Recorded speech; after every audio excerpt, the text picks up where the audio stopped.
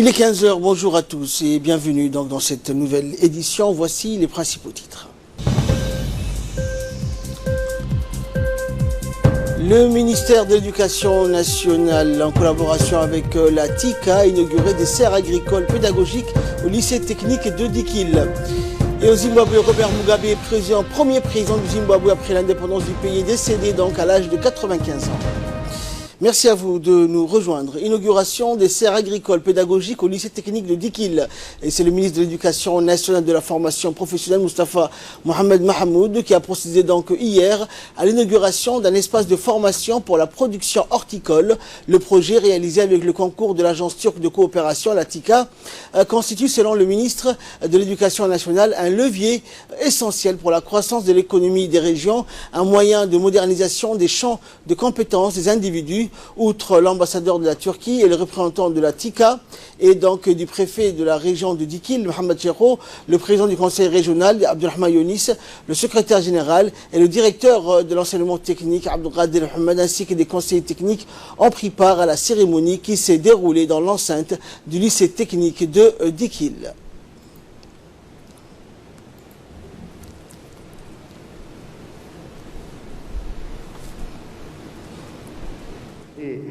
Très importante pour la région, n'est-ce pas? Et donc, vraiment, je souhaite que ce projet de serre agricole du lycée technique de Dikil soit utile et ouvre la voie pour le futur, pour d'autres projets agricoles de ce genre. Je souhaite que ce projet soit le début donc d'un processus de coopération entre TICA et Djibouti. Et je saisis l'occasion pour remercier spécialement Monsieur le ministre. Et je remercie à tous les gens qui ont travaillé, qui font les efforts pour la réalisation de ce projet. Je remercie à l'agence turque de coopération de Turquie, n'est-ce pas, pour avoir collaboré et soutenu la réalisation de ce projet. Et durant cette cérémonie se sont également prononcés le préfet de la région de Dikil et le président du conseil régional. Tous donc se sont réjouis de l'inauguration de cette serre agricole pédagogique donc au lycée technique de Dikil. On les écoute. Je vous souhaite la bienvenue, monsieur le ministre, et vous dire combien nous sommes honorés d'accueillir cette année la filière agricole au lycée technique. Cette filière qui permettra à nos jeunes, surtout qu'ils soient scolarisés ou pas, de bénéficier d'une formation professionnelle qui leur permettra d'avoir des activités, un emploi, à lutter contre la pauvreté, mais aussi qui permettront, parmi ces premiers éléments qui ont été formés grâce à l'appui technique de la TICA, de nos frères turcs, permettra à nos jeunes d'avoir bénéficié d'une formation. Ça va continuer et permettra par la suite pour ces jeunes-là de former à leur tour, dans leur localité chacun respective, d'autres personnes, hommes et femmes, qui aujourd'hui ne comprennent pas le métier de l'agriculture, puisque par essence, nous, et pour notre origine, nous étions tous des pasteurs et des éleveurs. Aujourd'hui, celle qui nous réunit, bien sûr, c'est cette formation à la carte, qui est bien sûr une initiative qu'il faut mettre à l'actif du MENFOB. Et j'exhorte les autres départements sectoriels, notamment à caractère social, à suivre pour qu'ensemble nous affichions de bonne volonté dans le sens de la réussite de la décentralisation qui est en marche. Et pour sa part, le ministre de l'Éducation nationale, Moustapha Mohamed Mahamoud, a remercié donc l'agence de coopération turque, donc la TICA, pour cet appui et ce soutien, et a rappelé que donc ces serres constituent un levier essentiel pour la croissance de l'économie des régions de l'intérieur. On l'écoute. Ces projets des serres, c'est un plateau technique supplémentaire pour les lycées techniques de Dikil qui pourra donc dispenser aux enfants de la région, bien sûr, des formations, des qualités dans le secteur, bien sûr, agricole. Vraiment, elle est pédagogique, Ça va énormément faciliter également les formateurs. C'est du concret, vraiment. Et c'est quelque chose qui manquait vraiment à celui-ci pour que nous puissions dispenser des filières dans ce secteur-là. Sachant que la région de Dikil est une région qui a une potentialité dans le domaine agricole. Dans la vision du président de la République, bien sûr, il y a eu l'élaboration, mais également toute une stratégie, un plan de développement régional. Et chaque région, par rapport à ses potentialités, doit bien sûr être le socle, sinon le fondement du développement de notre pays. Et donc c'est pour cette raison-là que le président de la République a bien voulu vraiment développer les formations professionnelles spécifiques par rapport aux potentialités de la région, et la carte scolaire que nous présentons dans chaque lycée et dans chaque région, elle est spécifique par rapport aux richesses, par rapport aux potentialités de la région. Ce que nous attendons, ces jeunes qui sont formés dans ces régions puissent trouver du travail dans la région. Nous allons bien sûr de notre côté mettre les moyens, mais nous aimerions bien également qu'il y ait l'accompagnement également de nos partenaires, Inch'Allah. Donc je vais conclure en souhaitant bien sûr bon courage aux jeunes formés. Santé à présent, le ministre de la Santé, Mohamed Ouassama Dirie, s'est entretenu hier avec les principaux responsables en charge de la stratégie de pulvérisation intradomiciliaire qui sera mise en œuvre prochainement dans les zones à haut risque de paludisme de la capitale. La technique de pulvérisation intradomiciliaire est homologuée par l'OMS et adoptée par un grand nombre de pays en Afrique et dans le monde, et qui consiste à répandre sur les murs un insecticide incolore et inodore et qui ne présente aucun effet secondaire pour la santé des populations. Le ministre de la Santé, Mohamed Ouassama Dirie, s'est donc assuré que tous les préalables nécessaires ont été réalisés pour le lancement effectif de cette stratégie efficace et durable de pulvérisation intra-domiciliaire, ciblant près de 6000 ménages et qui se trouvent dans les zones à haut risque. Cette nouvelle stratégie complète et renforce les autres stratégies de riposte antivectorielle en vue de contribuer de façon efficace à la lutte préventive contre les moustiques. Et avec le soutien des partenaires techniques dont le PNUD, le ministère de la Santé a donc rempli toutes les conditions nécessaires et indispensables à l'introduction de cette nouvelle stratégie de pulvérisation intradomiciliaire qui s'inscrit dans le cadre de la politique de lutte multiforme contre le paludisme à Djibouti. Écoutons à présent les explications du Dr Ali Ibrahim, qui est directeur technique à l'Institut national de la santé publique de Djibouti.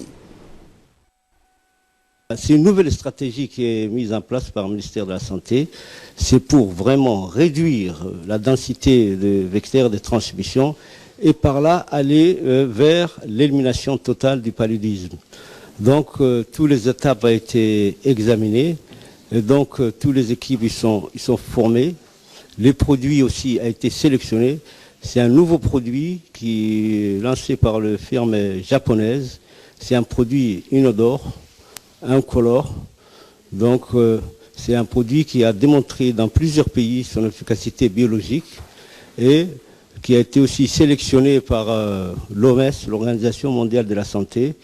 Et pour voir, nous sommes partis aussi dans des pays, on a fait un voyage dessus, dans le pays où ils étaient en train de réaliser ça. Donc, il y a à peu près une quarantaine de pays qui utilisent ces produits. Suite à une invitation officielle, le ministre de l'Énergie chargé des ressources naturelles, Younis Ali Guedi, est en visite officielle en Égypte durant la période du 4 au 7 septembre. Il a été reçu donc hier par son homologue égyptien, Tariq El Molla, au siège du ministère égyptien du pétrole et des ressources minérales. Le ministre est accompagné par l'ambassadeur de Djibouti en Égypte et par le directeur général des hydrocarbures et conseiller technique du ministre, également par le conseiller technique Abbas Aden. Les deux ministres ont débattu des dossiers de l'exploitation du gaz et du pétrole et des mines entre nos deux pays et les opportunités de formation en faveur des employés du ministère de l'Énergie ainsi que les voies et moyens pour renforcer la coopération dans le domaine de l'énergie et pour l'intérêt des deux parties. Le Djibouti Palace Kempinski a abrité hier une cérémonie de signature entre les hauts responsables de Djibouti Telecom avec à sa tête le directeur général Mohamed Assoué et une délégation chinoise de Télécom, plus précisément la China Mobile Group, conduite par son président Li Yu. Au cours de cette rencontre, il a été question d'un partenariat entre le géant opérateur chinois de la télécommunication et Djibouti Telecom. Cette signature entre les deux opérateurs va booster la communication mais aussi l'accès à Internet dans la région. Cette cérémonie de signature va promouvoir une coopération en matière de développement et va contribuer à la contribution d'une région interconnectée et meilleure.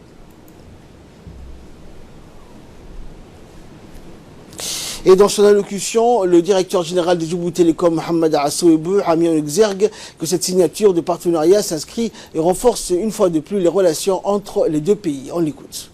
Monsieur le Président, cette réunion qui s'inscrit dans le cadre de nos relations bilatérales nous permettra d'ouvrir un nouveau chapitre dans nos relations. Nous aurons l'occasion de passer en revue différents points aussi bien techniques que commerciaux. Nos discussions porteront également sur les questions d'intérêt mutuel et surtout les opportunités de partenariats gagnant-gagnant dans la région. Monsieur le Président, le secteur des télécommunications et des technologies de l'information est une des priorités du gouvernement de la République de Djibouti. En effet, la vision 2035, initiée par notre gouvernement, vise entre autres à faire de Djibouti une plateforme numérique régionale. Grâce à notre position géostratégique unique, pays carrefour des 3 continents, Asie, Afrique et Europe, nous avons consolidé notre connectivité internationale et régionale. Avec 7 câbles sous-marins, dont 5 sont internationaux et 2 régionaux. Le câble régional d'Air One a été initié par le gouvernement de Djibouti afin de répondre aux besoins croissants en connectivité de la région de l'Afrique de l'Est et de consolider notre hub régional. Monsieur le Président, la croissance rapide des échanges commerciaux entre la Chine et l'Afrique nous permettra de consolider davantage notre position de hub. Et là, nous passons aux nouvelles régionales et africaines. Robert Mugabe, premier président du Zimbabwe après l'indépendance du pays, est décédé donc à l'âge de 95 ans. L'actuel chef de l'État, Emmerson Mnangagwa, l'a annoncé hier donc sur Twitter. C'est avec la plus grande tristesse que j'annonce le décès du père fondateur et ancien président du Zimbabwe, le commandant Robert Mugabe. Pendant son règne de 37 ans, Robert Mugabe est passé du statut de héros d'indépendance à celui de tyran. Il était le plus vieux chef d'État en exercice de la planète en 2017. 93 ans, date à laquelle il a été forcé de démissionner sous la pression de l'armée. La réussite économique de son pays, dès sa prise de pouvoir en 1980, s'est transformée dans les années 2000 en véritable naufrage. Une violente réforme agraire a plombé l'économie du pays. Le taux de chômage a atteint 90%. Robert Mugabe et son entourage entretenaient le secret donc sur son état de santé. La rumeur le disait atteint d'un cancer. Des spéculations sans cesse balayées par l'ex-chef de l'État. Le premier gouvernement au Soudan depuis la chute en avril du président Omar al-Bashir a été dévoilé hier, une étape majeure en plein processus de transition avec la mise en place d'institutions devant mener à un pouvoir civil après des décennies de régime autoritaire. Après un report de plusieurs jours, l'annonce du gouvernement a finalement été faite hier soir, en conférence de presse à Khartoum par son chef Abdallah Hamdok, un économiste chevronné qui a été intronisé le 21 août. Des rebelles de ces régions marginalisées se sont battus pendant des années contre le régime d'Omar al-Bashir, renversé après 4 mois de manifestations inédites déclenchées en décembre par le triplement du prix du pain. Après la signature le 17 août d'un accord entre le Conseil militaire de transition qui avait succédé à Bashir et les meneurs de la contestation, le Soudan s'est doté d'un conseil souverain, une instance à majorité civile mais dirigée par un militaire qui doit superviser la transition. Et enfin, la montée des violences xénophobes en Afrique du Sud a suscité colère et inquiétude dans plusieurs pays du continent. Au Nigeria, les violences contre des anciennes sud-africaines se multiplient, tandis que des étudiants ont manifesté en Zambie. L'Afrique du Sud a renforcé la sécurité donc mercredi après des attaques xénophobes qui ont fait 7 morts dans la région de Johannesburg et déclenché des représailles contre des commerces sud-africains dans les villes nigérianes. La situation s'est progressivement normalisée mercredi à Johannesburg, principale ville sud-africaine, sous haute surveillance policière après 3 jours d'émeutes. Des commerces ont timidement rouvert. Depuis le début des violences dirigées contre les étrangers, au moins 7 personnes ont été tuées et près de 300 arrêtés. Des dizaines de magasins ont été détruits et des camions soupçonnés d'être conduits par des étrangers ont également été brûlés. C'est tout pour cette édition. Merci de l'avoir suivi. Excellente journée donc ou après-midi sur Télé Djibouti.